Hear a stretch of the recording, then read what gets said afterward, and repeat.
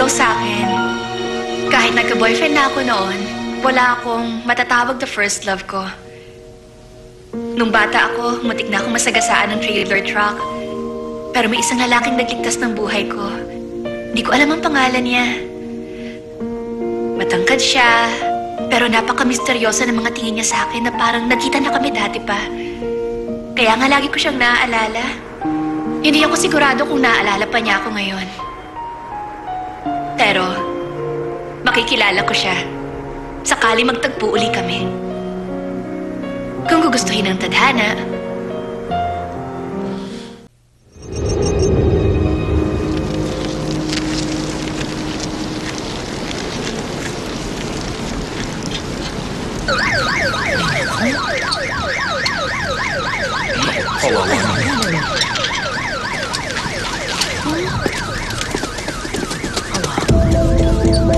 Tatlong araw na nawawala ang isang sikat na aktres. Galing sa isang cruise party, ilan sa mga kaibigan niya nagkumpirma nito. Ang search team ay may natagpo ang katawan mga alas 4 ng hapon sa ilalim ng Sogang Bridge sa Han River. Bawal po kayo dito. Pakiusap po. Iniimbestigahan na ang pangyayari upang makatiyak kung ito na nga kaya ang aktres na nawawala o hindi. Sir! Dali lang po. Teka, sandali lang. Hindi pa tapos ang investigasyon. Wala pa nga. Hindi pa tapos ang investigasyon. Ang kulit nyo talaga. Alam na nga natin to. Ilang dekada na tayo mga investigador. Umiinom siya ng antidepressant mula pa noon. Sabi niya pa nga sa Twitter 3 days ago, life is so hard and depressing. Marami ako nakausap ng mga kaibigan niya at iisa lang ang sinasabi. Halos araw-araw daw naglalasing. Para sa akin, suicide case ito. Isang sikat na actress na di makamove on, nag-suicide habang lasing. Tapos. Si Peter yun ang may hawak ng kaso.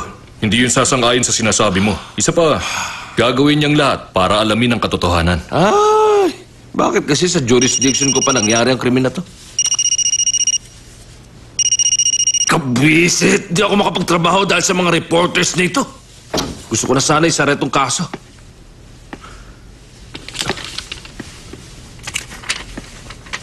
May meeting tayo?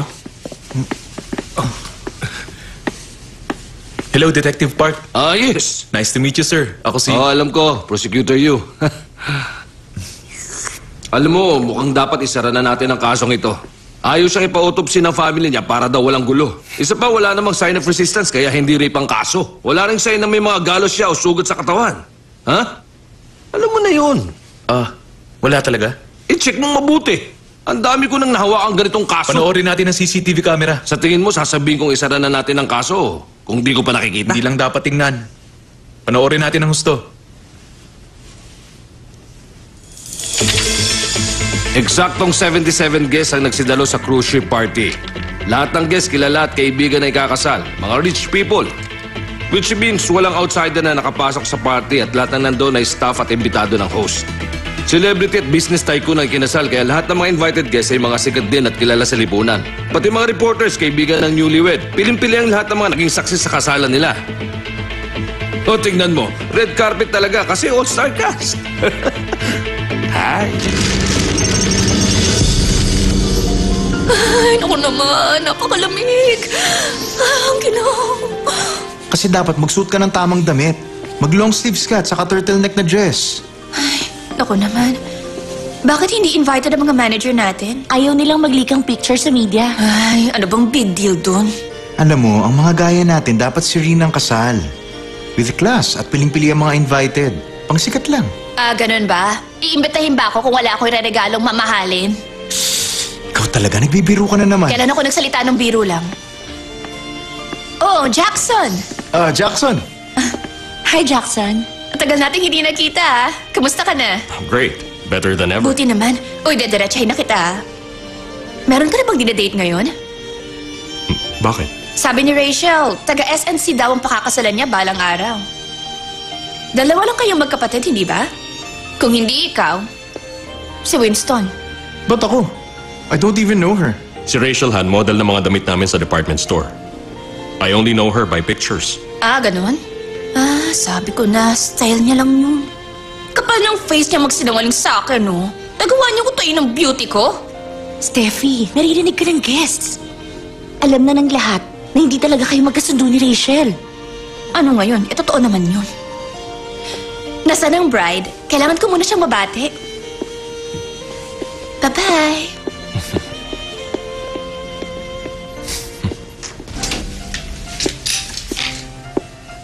Hi, dear! Oy, Siyempre, bisibisihan ka sa wedding of the year.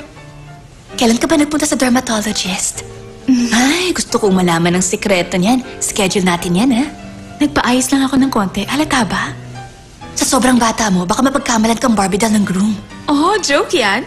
Hindi ako naniniwala. Congratulations! Thank you. Uy, girl. Akong sasalo ng bouquet mo, ha? Akala ko pa naman kay Noemi ko bibigay. No need. Break ka sila ng boyfriend niya. You mean, may boyfriend ka ngayon? Kakasal ka na? Balita ko may fireworks display tong wedding mo. Oh, I'm so thrilled. I will make a surprise announcement for everyone. Magpapasikat ka na naman sa party ng ibang tao.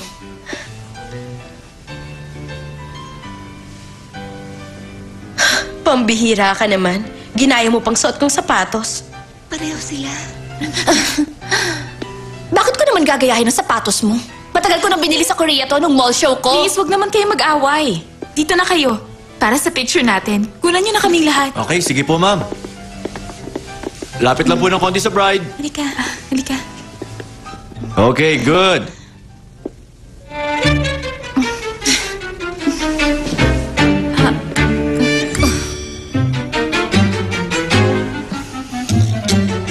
Sandali, anong klaseng pose yan? Kunan mo na. Now.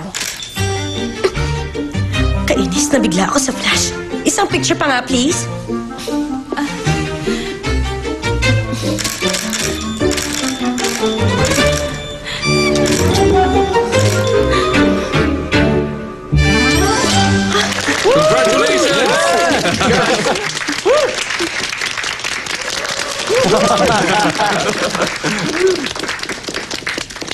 Okay, tingin muna sa camera. 1, 2, smile.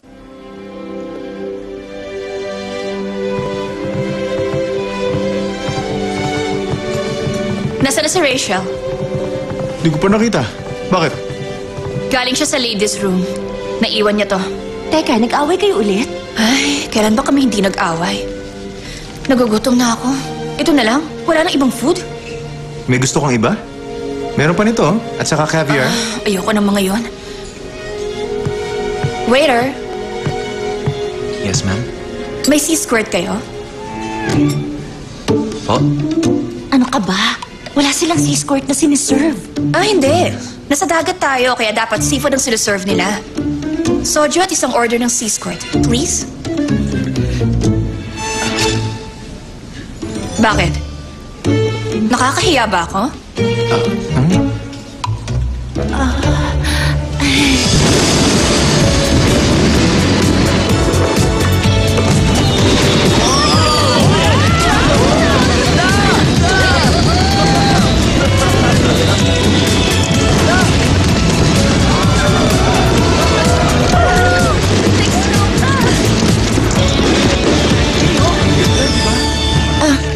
Director Park?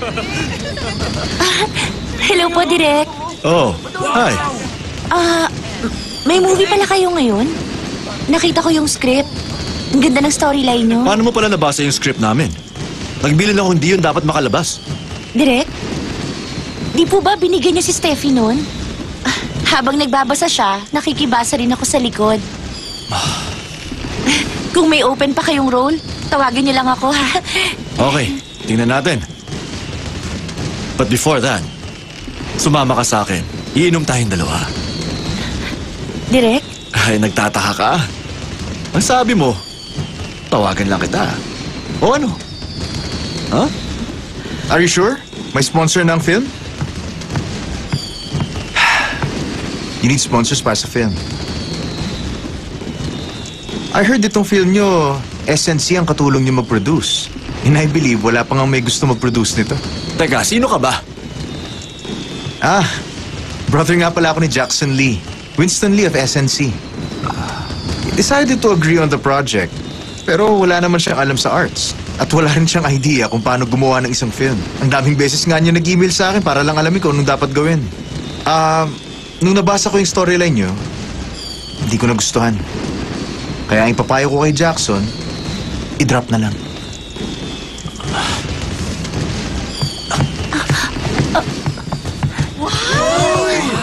Winston, ba't mo ginawa yun? Nagtatanong ko po. Hoy, di mo ba kilala yun? Ginagamit niya mga babae. Huwag mo nakakausapin yung kahit kailan, ha? Maliwanag? Oo na, bitiwan mo na ako. Tandaan mo, ang lalaki di mo pagkakatiwalaan. Kaya kapag nagka-boyfriend ka, ipakilala mo kagad sa akin. At makikipag-date ka lang sa lalaking nakilatis ko at nakilala ko na. Ano ba kita? Ako? Ako ang future husband ng mahal mong best friend. Siya pala. Nasaan si Steffi? Umiinom siya kanina. Na naman? Ano ba naman to si Steffi? Diyosa talaga ng mga alcoholic. Ba't siya umiinom na ganun karami? Hindi naman to drinking party. Hay!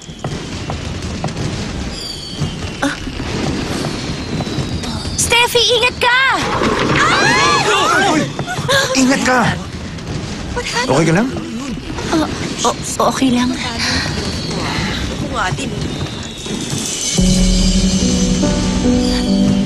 Si Steffi biglang nawala. Sabi mo umiinom eh. Pero kanina, nasa taas lang siya.